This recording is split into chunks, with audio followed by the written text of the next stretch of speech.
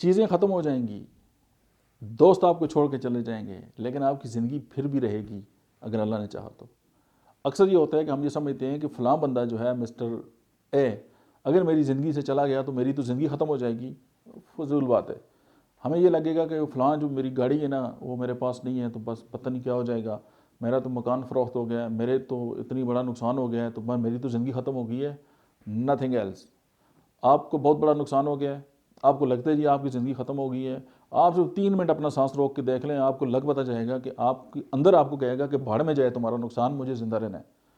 تو سمپل یہ سمجھ لیں کہ چیزیں جو ہیں وہ جائیں گی، ایک دنیا کی حقیقت ہے، اس کو سمجھ لیں کہ جو چیزیں آپ کے پاس ہیں یہ ایک دن ان کو آپ چھوڑیں گے یا وہ چیزیں آپ کو چھوڑ دیں گی، ایسے ہی ہوگا۔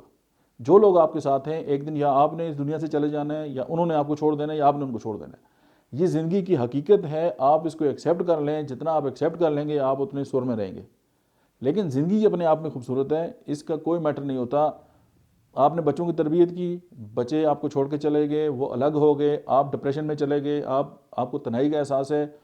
اللہ کی ذات کبھی بھی اپنے مخلوق کو، اپنے بندوں کو نہیں چھوڑتی۔ اس کے ساتھ آپ کی دوستی ہو تو وہ کبھی نہیں چھوڑتا۔ اس حقیقت کو ہم کیوں نہیں سمجھتے؟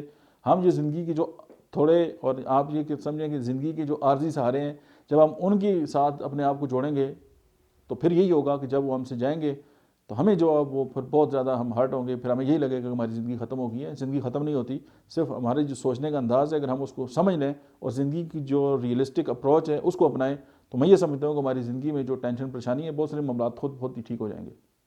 That's it.